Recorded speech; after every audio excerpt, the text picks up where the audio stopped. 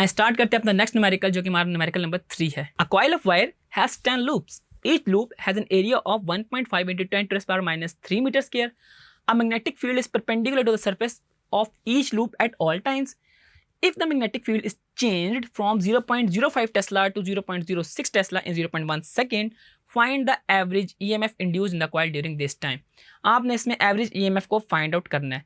आए हम देखते हैं कि हमारे पास क्या क्या चीज़ें गिवन है। सबसे पहले हमारे पास उसके अंदर जो नंबर ऑफ लूप्स हैं या नंबर ऑफ टर्न्स हम कह सकते हैं, कैपिटल N जिसको हम कहते हैं, वो गिवन है हमारे पास 100। N इज इक्वल टू हमारे पास गिवन है 100 लूप्स। इसके अलावा हमारे पास जो चीज़ गिवन है वो है एरिया। एरिया मेरे पास है 1.5 into 10⁻³ मीटर स्क्वायर।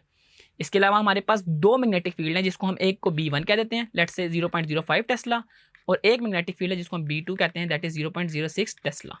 हमारे पास दो मैग्नेटिक फील्ड, एरिया और हमने नंबर ऑफ टर्न्स देख लिए हैं। यानी कि अगर मैं इसमें चेंज इन मैग्नेटिक फील्ड निकालना चाहूँ डेल्टा B, तो B2 - B1 होगी और वो हमारे पास 0.01 टेस्ला हो जाएगी ना। 0.06 में से 0.05 को हम माइनस करेंगे तो हमारे पास 0.01 टेस्ला आ जाएगी। और लास्ट में हमारे पास टाइम इंटरवल गिवन है जो कि है 0.1 सेकेंड। ठीक है, डेल्टा T जो है वो 0.1 सेकेंड गिवन है।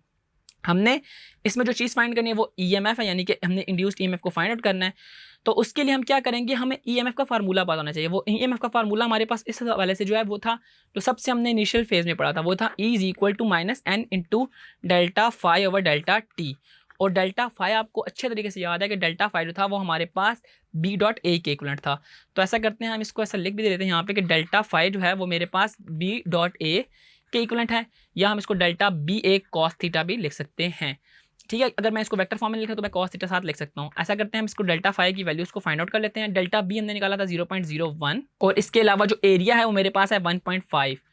ठीक है, हमने एरिया देखे 1.5 × 10⁻³ है, 1.5 × 10⁻³ और मेरे पास जो एंगल है वो 0 ही डिग्री होगा, तो cos 0 की वैल्यू हमारे पास 1 होती है। जब हम इनको आपस में मल्टीप्लाई करते हैं, 0.01 को मल्टीप्लाई 1.5 × 10⁻³ तो मेरे पास आंसर आता है 1.5 × 10⁻⁵।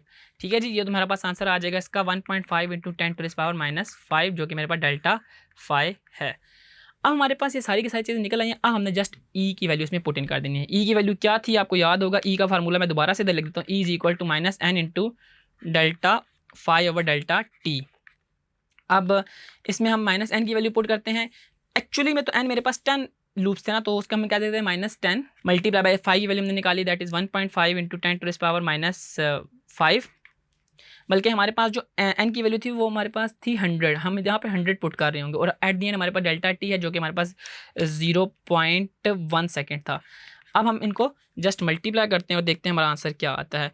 न्यूमरेटर में हमारे पास आएगा -100 मल्टीप्लाई बाय 1.5 × 10⁻⁵, और डिनोमिनेटर में मेरे पास आ जाएगा 0.1, तो मेरे पास आंसर आता है 0.015, जो कि हमारे पास नेगेटिव में है।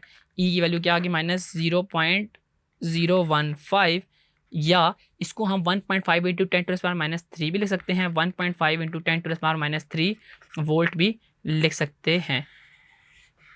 तो ये आपने देखा कि अगर आपने इंड्यूस्ड EMF निकालनी हो तो इसको हम N delta phi over delta T से फाइंड आउट करेंगे, और जो डेल्टा फाई है वो मेरे पास B.A के इक्विवेलेंट होता है।